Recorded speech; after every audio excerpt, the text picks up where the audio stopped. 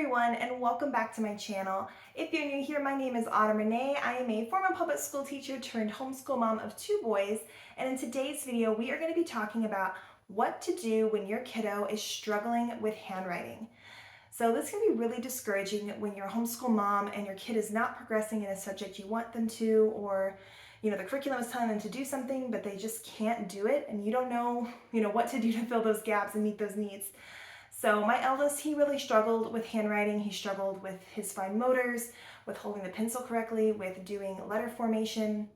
So in today's video, I'm hoping that I can share some of those helpful tips and tricks that I learned doing it with my eldest son, and hopefully will help some of you homeschool mamas out there. So without further ado, let's go ahead and jump into some of these handwriting tips.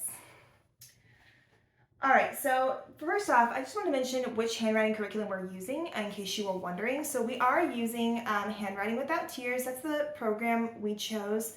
There's a lot of different programs out there, and I'm not saying that this is by any means like, the best one or the one you have to get or whatever, but it is pretty affordable just getting the books themselves. You don't need a teacher guide or anything like that. There are some additional manipulatives that come with this program that might be helpful for some kids, but for my son, I really felt that short and simple was best. Because he did struggle so much, he really disliked handwriting, and I thought drawing it out longer was going to be doing more harm than good. So the reason I picked this program specifically, I had heard really good things about it from lots of people, but one thing I really liked about it is it had a very systematic way of teaching the letters. So this is the Kickstart Kindergarten book, which is kind of like their pre-K level, but we used it for our kindergarten year. And you can see they teach these like frog jump capitals. So it teaches your kids, draw their lines and then frog jump back up and do it. And they teach like all the ones that do that, like the E and the D does that as well. And so they teach like all of these at once, which I thought was made a lot of sense. And they did that with everything. So anything that kind of had like some sort of special rule or like formation that was the same in other letters, that's the way they taught it. So I thought that was kind of neat. So like F's and E's are capital F's and E's are very similar. So it made sense to teach them back to back. And so I liked the way that they did that. They also had these review pages every so often where they kind of went over the letters again. So those are some of the reasons I liked it. They also had these little, if your kid does like coloring, my son doesn't really, but they do have little pictures on the bottom, if your kid does want to color those, that adds some enjoyment for them. And then at the very end, they also went over numbers. So it covered numbers as well. And I just felt like this job did a very good job. I mean, this curriculum did a very good job of helping me as the parent teach him how to form the letters, because it really had very specific instructions and little helpful hints, go down like a, or what was I saying? I remember, bump back down like a bumper car, or go up like a helicopter, little fun things like that. So I felt like this helps give me the tools as a parent to help my son with his letter formation. So this is kind of where we started our handwriting journey. But it was really discouraging at the beginning because my son was very not able to hold a pencil correctly, and that was really impeding his ability to be able to write at all. When he first started this book, he wasn't able to form any of the letters. So it was really hard to know where do you go from there. So I tried doing just I got a random dollar store tracing book where it was just tracing, and he was able to trace them pretty fine.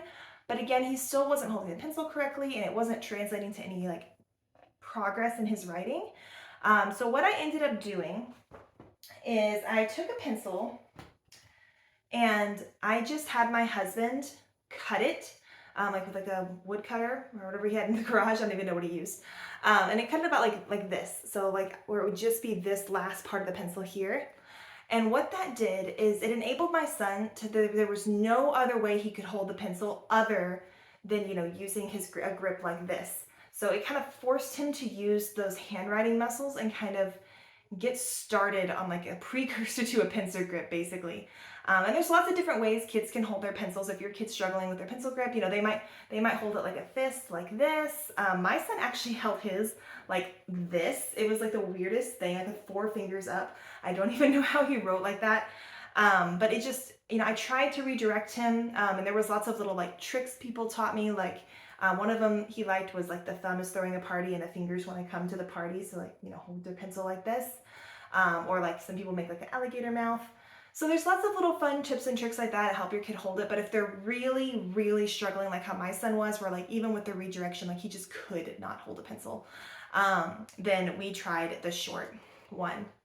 Now I do want to mention here, because I know people are going to say in the comments, like, in terms of child development, it's very normal for kids like finger muscles to not fully be developed until age 7. So if you have a 4, 5, 6-year-old who's struggling with handwriting, it could still be that their muscles are still developing. In my son's case, we had done a lot of fine motor activities. I mean, like we played with clay, we did scissors, we did hole punches, like lots of things that use those muscles. And he was able to do all of that without issue. So I knew he had like the fine motor strength in there, but he just, for whatever reason, was really struggling with a pencil specifically. And I think part of the reason is because he had no interest like in artsy stuff. Like he has no interest in coloring, no interest in writing. Like because he had no interest in that, like outside of school, he just wasn't getting practice with like a writing utensil, if that makes sense. So, like he wasn't playing with markers, he wasn't playing with crayons, like he just didn't have, like we had all those things, but he just didn't want to do it. And I wasn't, at the time, I wasn't like forcing him to color because that seemed silly. So I think he just lacked experience with like using a utensil, and then he had learned bad habits, and so he was like holding it weird. So that's kind of where we started. Obviously your kid's going to be most likely in a different journey than us. But that's what I did at the very beginning when he was struggling with writing, holding a pencil correctly, is I used literally just like a little pencil stub. And that way he got used to having to hold it with his fingers down there, and wrote that way for a little while. So we did that almost for an entire semester. Like that was really like in our kindergarten year, that was probably from September all the way to like December, we used like the little pencil stub. After that, I was kind of ready to start transitioning him to like using more of a full pencil. So I have several different options here to show you guys. So I first got these actually. So like this is a regular Ticonderoga pencil. So this is just like a regular pencil, a thin one. And before I got him that, I got him these like my first Ticonderogas. And as you can see, it's like a lot thicker. So I was hoping like the thickness where he wouldn't have to hold it quite as tightly might help his fingers not like, hurt so much or whatever if it was hurting. I don't know. I was just trying to kind of increase comfort. So I tried to get these ones, but these ones are really long. Like they're the same length as like a regular pencil. And so it was kind of a big jump to go from like the little stub to like this giant pencil. And honestly, like this pencil is kind of outrageously big for little hands anyway. Like these are made for like adult hands. So I found these other pencils, and I can't remember. I should have looked at the name of these before I filmed this video. I'll link it below. But these pencils, as you can see, are way smaller than a regular pencil. Like they're just a lot shorter. And they're also still thick, like my first Ticonderoga ones. So these are about the same thickness, but this one is just a lot shorter. So this is a great beginner pencil. It also has like really thick graphite, so it like writes real easy, so I don't have to put a lot of pressure down to write. And it has a great eraser. These pencils were just great for us. So we use these ones. They come in lots of different little fun patterns. Like you can see this one has like little like art supplies and stuff on it. Oh, you know what? I think it has the name on here. I can't even read it. Channies? I think it says Channies. I'll link it below. But so we started off with these, but I didn't just like cold turkey go to this. I think I maybe tried for a few days, but he was reverting back to his not holding it correctly. So I actually got this recommendation from my sister, was to get this pencil grip, and it's literally called the pencil grip. If you look up like the pencil grip, it'll come up. And this was great. So what it does is it has these little wings here. And basically what it does is well, for one, it gives your kid kind of a target of like, hey, you're putting your fingers on this green part, right? So we're not putting it all up here, we're putting it here. So it kind of gave my son like a direction and a reminder of like where your fingers go. And then it also, because it had these wings, it kind of kept him from crossing over, because I noticed even when my son was attempting to do a correct pencil grip, see if I can like show you, he would like try to like use other fingers, like he would like cross over and like make these weird grips. So having the wings there kind of kept him keeping the fingers in the correct place. So again, trying to avoid forming more bad habits is basically what I was trying to do. And what was great about these pencil grips is it fits on the thick pencils, but it also fit on the thin ones. So like, eventually when you're ready to move to a regular pencil, it'll transfer. The other thing I liked about these pencils was that it came with it came in like a 3-pack that was like like transition. So like this is where we start with the wings, and then it went to this blue one, which has just like a little bit of a wing, so it's kind of transitioning them away. And then it had this other one that was just like a regular pencil grip with no wings. So I like that it had like a path to take to get like out of the pencil grip, because eventually you want your child to be able to just hold a pencil without a pencil grip. So I like that it had a way to like transition. So I really enjoyed these pencil grips. We had tried other pencil grips in the past without any success. And so these ones really, really worked well for my son. So that's kind of the path we took. We did the short stubby pencil, then we did the fat pencil with the pencil grip, and now we've kind of moved on to like the skinny pencil with the pencil grip, and then the hope is to eventually move on to those other transitional grips, and get there. So that really is how we got him to hold his pencil correctly. So if you are struggling with your kid with their pencil grip specifically, those tips really helped us. Now, that was not the only extent of our handwriting struggles, because even when my son was holding his pencil correctly, he still was struggling with letter formation. Now, Handwriting Without Tears, as I mentioned, helped a little bit with that, with kind of teaching us the language and how to like get him to do it. But here's the problem with handwriting curriculums, and I feel like this is across the board. Like, I've looked at other handwriting curriculums and I feel like they all have this problem. They like do like 1 or 2 pages of a letter and then they move on, and then maybe you'll have a review page or 2, but other than that, like, you don't see the letter again, and it's just not enough practice. Like, you can't expect your kid to do like 2 pages of a letter for the whole like semester or a year and then expect them to know the letter. I don't know, and it seems like they all do this, and I get that there's a lot of letters in our alphabet, and I guess it's just hard to fit it in a year, but it just seemed odd to me. I'm like, you need more practice than that at the beginning. So one thing we did to get extra practice is I actually just took like a regular like construction sheet of paper and cut it into a strip, and I would just have him write on here. So like at first we started with just like writing his name. So we practiced all the letters in our name, and we would just do this like a warm up every day. So really short, write your name on the front, write your name on the back. And this was really good because it kind of gave him practice outside of a handwriting book.